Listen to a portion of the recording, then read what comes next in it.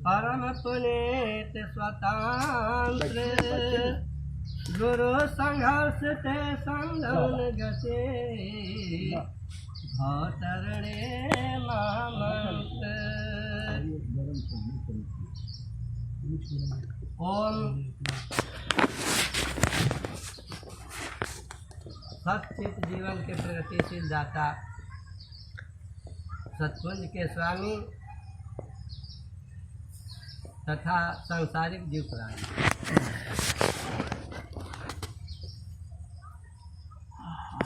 इस साकार संसार में हम जितने भी चेतनशील प्राणी आए हैं सभी को चेतावनी के लिए इस धराधाम पर हमेशा संत महापुरुषों का आगमन हुआ है और सभी लोग चेतावनी दिए हैं। बहुत तरह से समझाने की बात रखे हैं। हम मानव उस पर विशेष रूप से ध्यान नहीं देते हैं। कारण यही है कि हम पीछे हो जाते हैं। आप लोग इसके पहले बहुत अच्छी अच्छी बात सुने। सत्संग की महिमा का तो आप वर्णन करते करते थक जाएंगे पर वह महिमा समाप्त होने वाला नहीं है। सत सत में रमन किए सत रहा कुछ और, जो सत को परख लिया मन में करके गौर। सत सत का संग हुआ सत्संग एक आधार मिला, जो सत में रमन किया भव से बेड़ा पार मिला। सत्संग में हम लोग जुटे हुए हैं। सत्संग की महिमा तो आप लोग सुन रहे हैं। सत्संग की महिमा तो अपरंपार है, बात सत्य है। हम लोग सीधा करण कस्तरिया कहते हैं कि भक्ति भी करना जरूरी है। आप लोग इसके पहले सुन रहे थे कि जो अपने को समर्पण कर दिया, अर्थात मनुष्य का जीने का दो तरीका है। एक आध्यात्मिक ढंग से और एक सांसारिक ढंग से।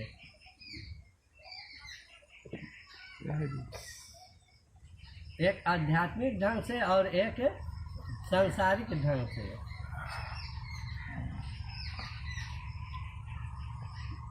तो आध्यात्मिक ढंग से जीने का मूल उद्देश्य होता है कि अपने आप को परम ब्रह्म कहिए, परमात्मा कहिए, सद्गुरु अरे और ये हाथ नहीं सब में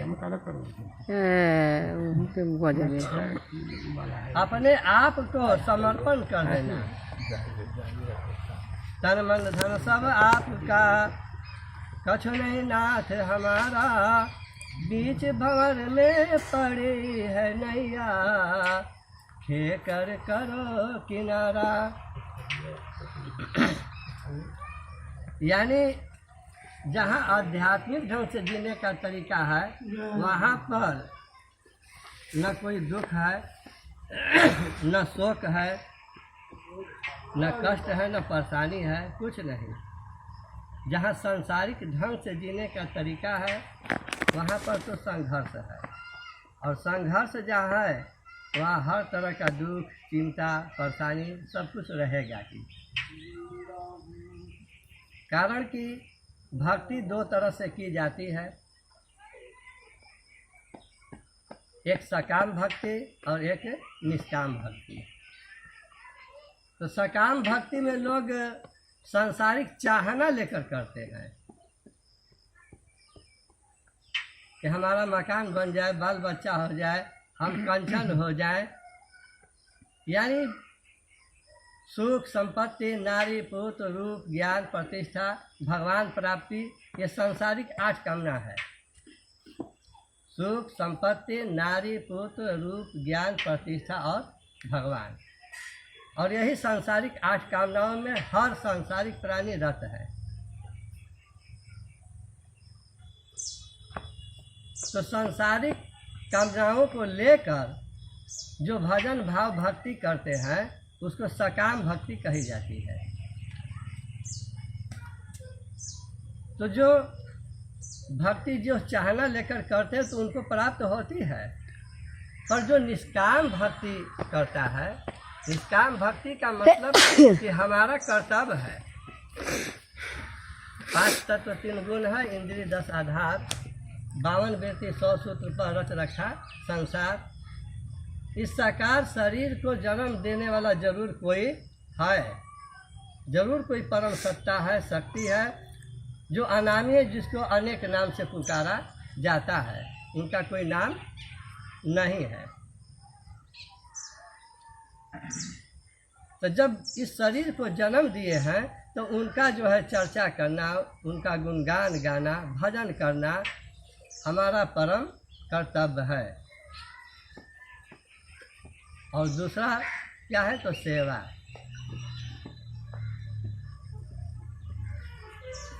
तो इस धराधाम पर आए हैं तो हमारा परम कर्तव्य है कि भजन भाव सेवा सत्कार करना जरूरी है। इसको हमने हृदय में बैठा लिया, कहाँ लाभ होगा, कहाँ हानि होगा, कहाँ मान मिलेगा, कहाँ अपमान मिलेगा, इसका कोई परवाह नहीं है।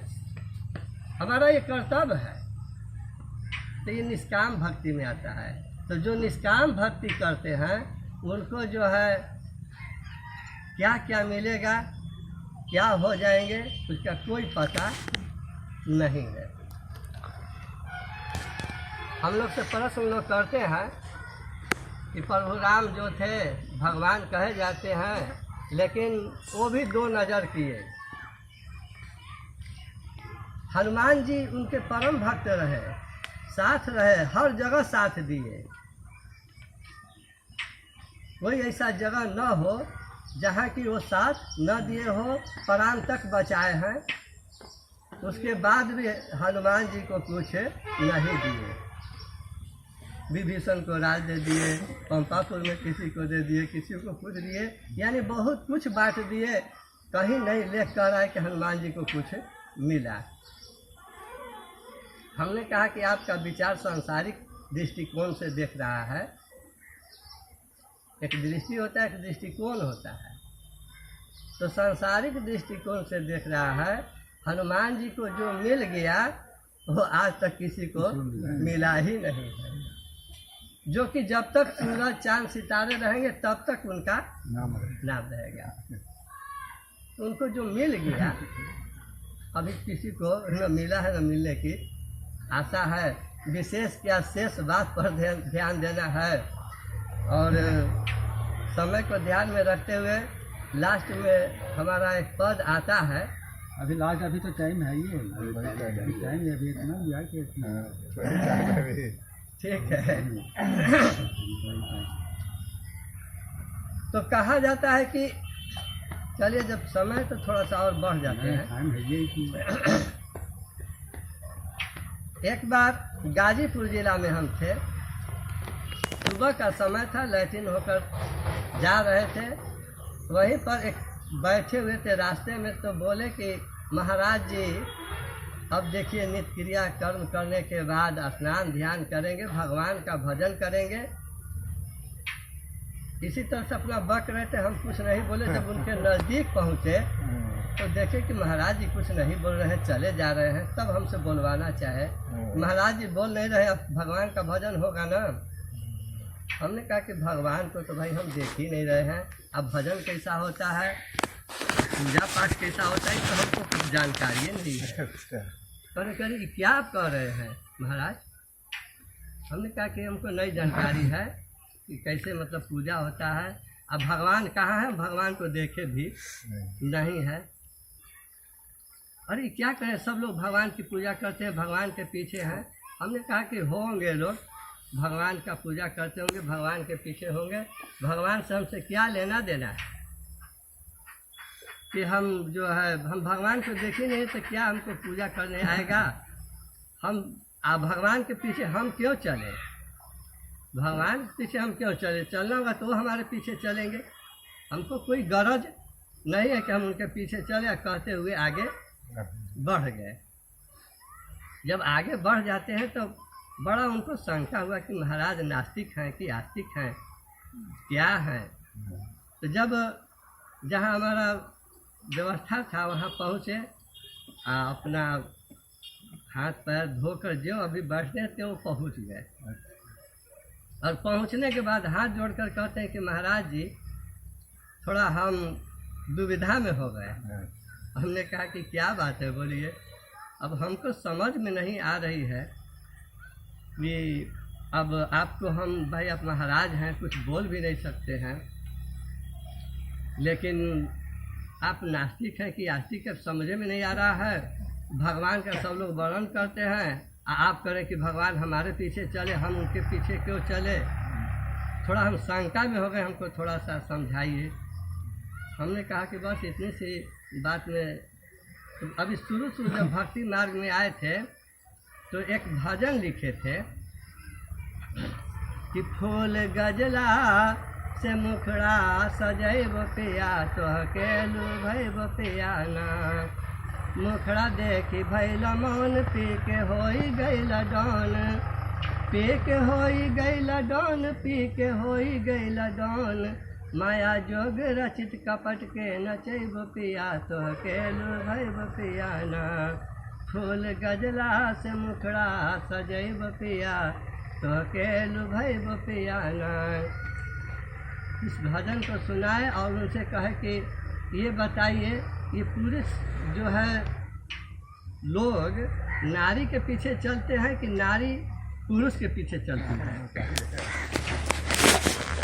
तो कहे कि नहीं, नारी के पीछे हम चलेंगे, नारी हमारे पीछे चलेगी, पुरुष के पीछे नारी चलती है, पुरुष के पीछे नारी चलते हैं, नारी के पीछे पुरुष कैसे चलेंगे। हमने कहा कि अगर नारी खूब बन ठन कर अपने को सजा दे, सज कर चल देगी, तब पुरुष पीछे चल देंगे कि नहीं। तो कह रहे कि चल देंगे, बस वही बात है। हमने कहा कि बस वही बात है।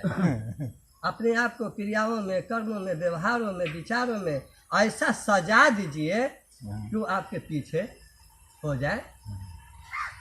जब इतना बात सुने तो जो है हाथ जोड़ लिया और कहे कि महाराज जी क्षमा कीजिएगा, अभी हम लोग को समझ में नहीं आती है। हमने कहा कि आप खुद महान हैं, आप अपने को परखिए, समझिए कि मैं क्या हूँ। जब तक भेड़ के गिरोह में शेर है तब तक अपने को भेड़ समझता है, लेकिन जब उसको शेर से भेंट हो जाती है तो समझ जाता है कि हम तो शेर हैं। बताओ, भेड़वा हमको मार रहा था, भेड़ियों को मार रहा था, और जबकि हम दर्द दे तो न जाने ये लोग कितना दूर भागेंगे, पैर टूटेगा कि हाथ टूटेगा। तो समझ का फेरा है, समझ की बात है। एक बार एक भक्त अपने गुरुदेव से प्रश्न किए कि हे गुरुदेव, सबसे बड़ा कौन है। तो गुरुदेव सोचे कि अगर एकाएक इसको हम कह देते कि सबसे बड़ा तुम हो तो कहेगा कि गुरुदेव व्यंग बोल रहे हैं, उसको हंसी में ले लेगा, उसका वैल्यू नहीं रख पाएगा। तो गुरुदेव कहे कि सबसे बड़ी धरती है, और उदाहरण भी दिए कि सबसे बड़ी धरती है। कैसे? तो धरती पर हम लोग जन्म लिए और धरती से अन्न, साग, सब्जी, फल फूल जो कुछ भी उपज हुआ उसे खाकर हम लोग पुष्ट हुए, पोष हुए। और इस धरती पर हम लोग अत्याचार करते हुए या भ्रष्टाचार करते हुए या सत्संग करते हुए किसी तरह से कुछ भी करते हैं तो उसके बाद भी धरती अपने में मिला लेती है। जो जब काम करता है उसको भी और जो निमन काम करता है उसको भी धरती अपने शरण में लेती है और लेकर यानी शरण में ले लेती है। इसलिए धरती माँ है, ये सबसे बड़ी है। तो भक्त सोच रहे कि गुरुदेव तो बहुत अच्छी बात कहे हैं, अब इससे बड़ा कोई नहीं हो सकता है। तब तक गुरुदेव कह रहे हैं कि धरती से तो बड़ा समुद्र है, धरती से बड़ा समुद्र है। धरती एक हिस्सा में है तो समुद्र 3 हिस्सा में है। भक्त लगे सोचने की अभी तो गुरुदेव धरती की बखान कर रहे थे, पहुंच गए समुद्र पर। देखिए अब इसकी आगे क्या बोलते हैं। जब शुरू किया है तो अंत जरूर करेंगे, कारण कि किसी चीज की सीमा होती है। तो शांत चित्त हो गए। तो फिर कह रहे हैं गुरुदेव कि समुद्र से तो बड़ा अगस्त ऋषि हैं, समुद्र से बड़ा अगस्त ऋषि है। एक ही मुट्ठी में पूरे समुद्र का जल सोख गया। तो भक्त कह के लीजिए समुद्र से बढ़ गए अगस्त ऋषि। तब तक कहते हैं कि अगस्त ऋषि से तो बड़ा आकाश है। आकाश मंडल में कितने ऋषि पड़े हुए हैं, सप्त ऋषि का नाम आता है। तो फिर कह रहे गुरुदेव कि आकाश से तो बड़ा भगवान विष्णु है, आकाश से बड़ा भगवान विष्णु है। कैसे? तो 3 डेग पूरा नहीं हुआ था, 2.5 डेग ही में आकाश पाताल धरती तीनों का मापन कर दिए थे।